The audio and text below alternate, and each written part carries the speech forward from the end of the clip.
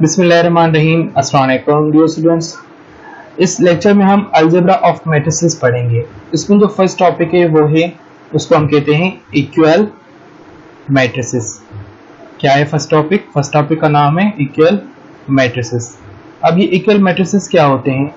अगर हम इसकी डेफिनेशन पे जाएं तो डेफिनेशन को अगर हम देखें, बाय डेफिनेशन हम इसको आउटलाइन में लिख रहे हैं। ओके, फर्स्ट कंडीशन ये है कि वो जो दो मैट्रिसेस हैं, suppose A and B are matrices.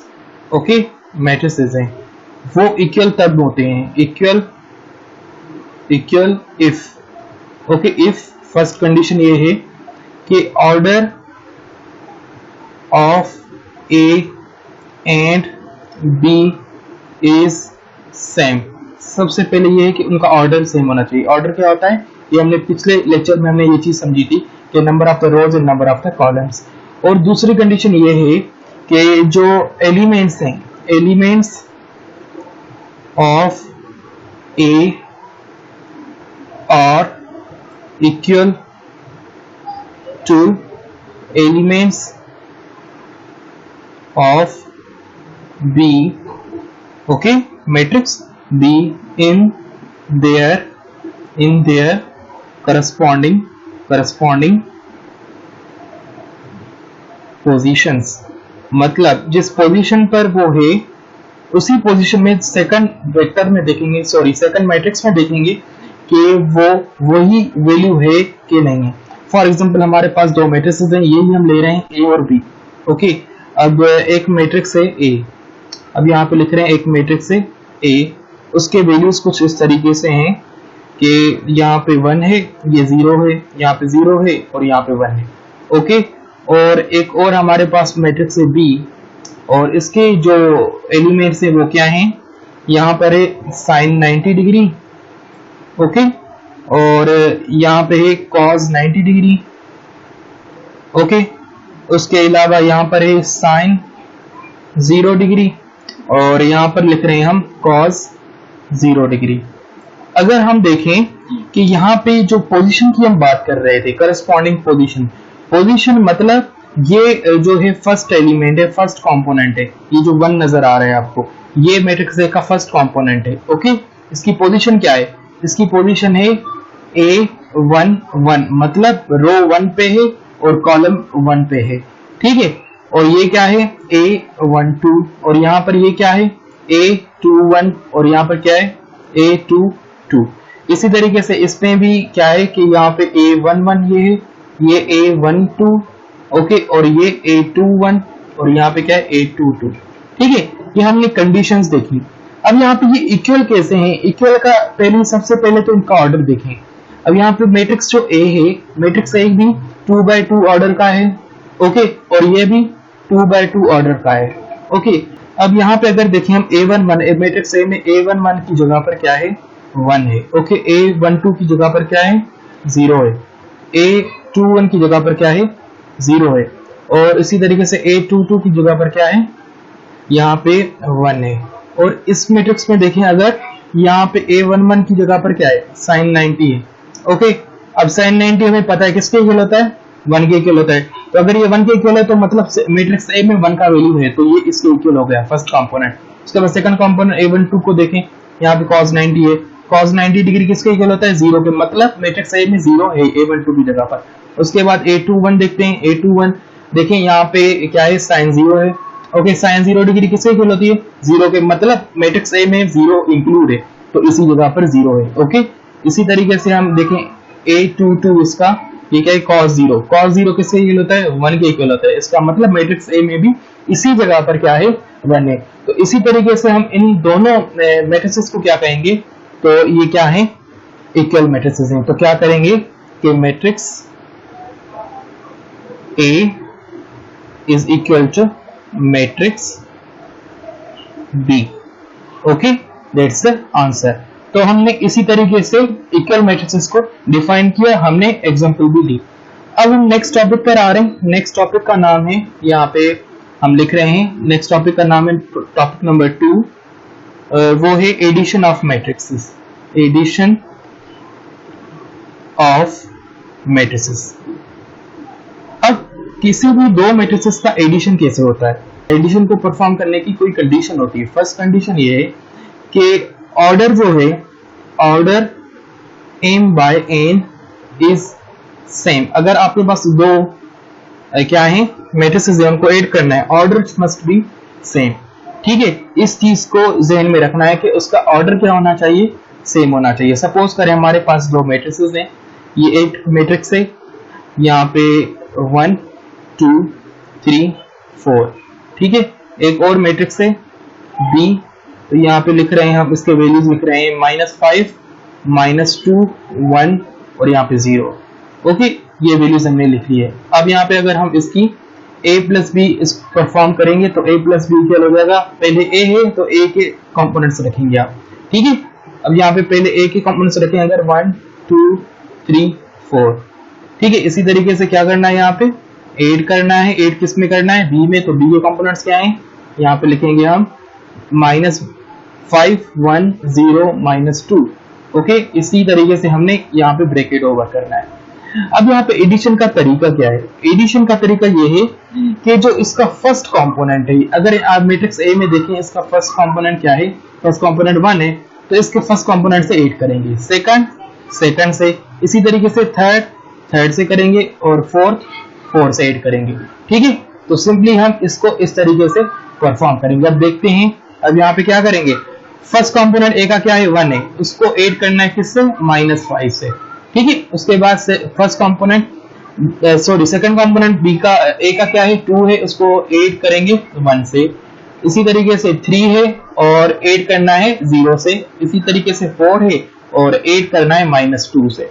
Okay, इस चीज का ध्यान रखना है कि अगर ये नेगेटिव नंबर है तो उसको ब्रैकेट में रखना लाजमी और नेगेटिव को शो करना है, अदरवाइज आपको जो प्रॉब्लम होगा वो गलत हो जाएगा। अब यहाँ पे क्या करेंगे, a plus B is equal to, यहाँ पे ये हो जाएगा 1 प्लस माइनस और यहाँ पे 2 प्लस माइनस और 5, 2 प्लस 1 3 हो जाएगा। ओके, इस तरीके से यहाँ पे 3 हो जाएगा और यहाँ पे क्या है 4 -2 माइनस प्लस माइनस हो जाएगा। ठीक है, यहाँ पे अगेन सिंप्लीफाई कर रहे हैं, a plus B.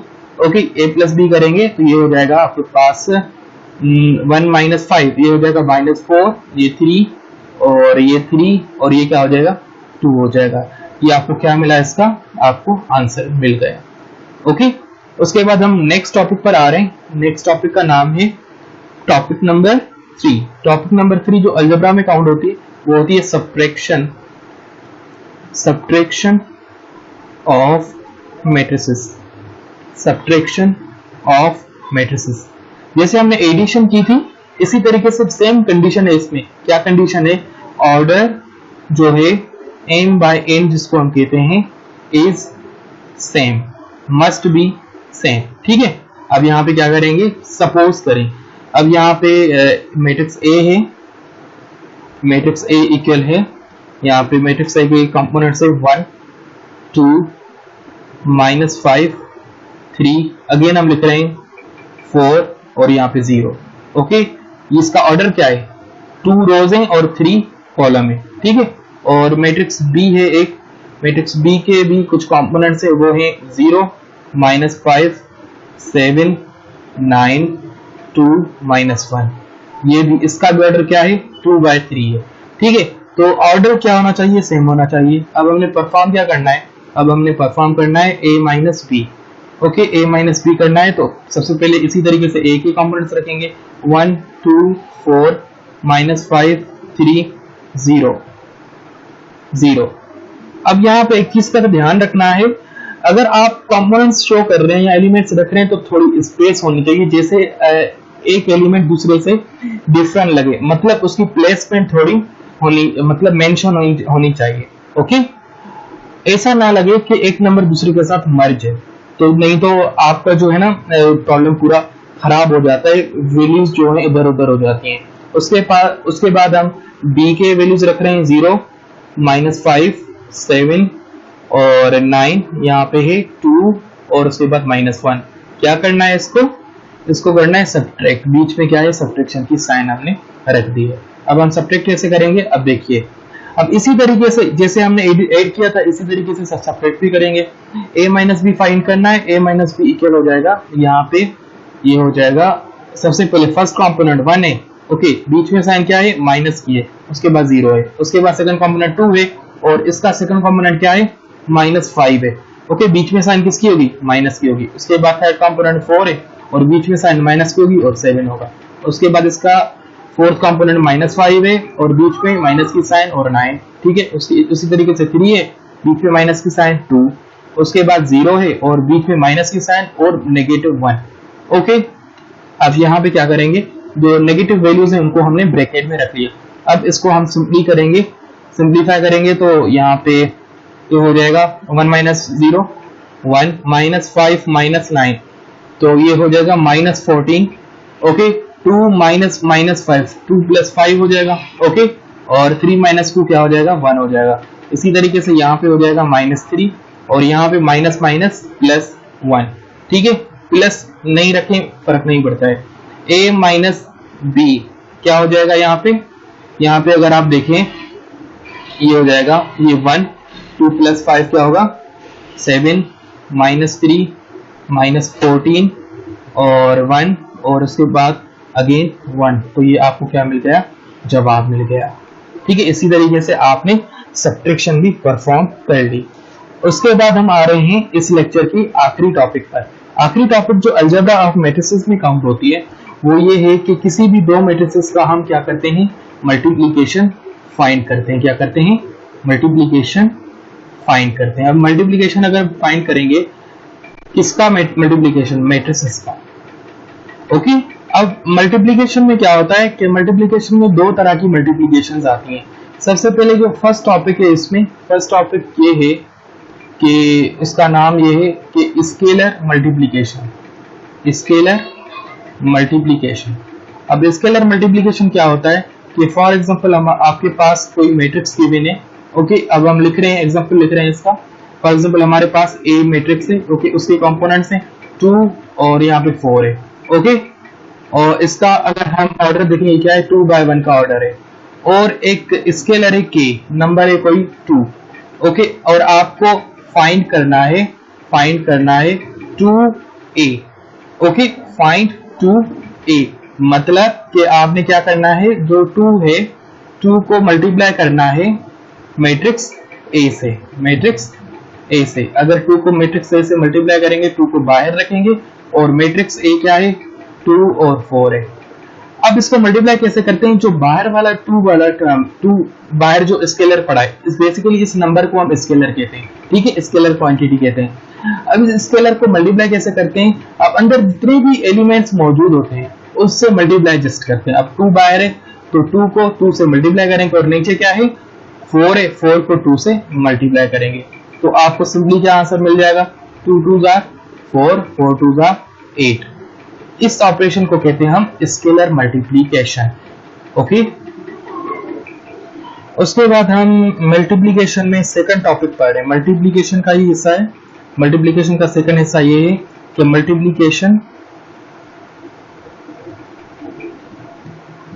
Of 2 matrices. अगर हम इस टॉपिक पे आए तो यहाँ पे इस टॉपिक में क्या है बेसिकली यहाँ पे कोई वो कांस्टेंट नहीं है, ओके, कांस्टेंट नहीं है, मगर ये सिंपली क्या करना है मल्टीप्लिकेशन करना है 2 मैट्रिसेस का। सपोज करें A एंड B और 2 मैट्रिसेस, ओके। सपोज करें हमारे पास 2 मैट्रिसेस हैं A एंड B, ओके। अब यहाँ पे A क्रॉस B मतलब बेसिकली A B ही लिखते हैं। A B क्या होता है मतलब मल्टीप्लिकेशन, ठीक है, multiplication of matrix A and B, इसको हम ऐसे लिखते हैं, ठीक है। अब यहाँ पे कंडीशन होती है, कंडीशन ये होती है, अब हम उस कंडीशन लिखो। कंडीशन ये होती है कि number of columns of A is equal to number of rows of matrix B. Okay, इसके लिए कंडीशन ये है कि अगर दो मैट्रिसेस हैं ए और बी, तो एक मैट्रिक्स के जो जितने कॉलम्स हैं आपके पास, दूसरे मैट्रिक्स में उतने रोज होने चाहिए। सपोज करें हमारे पास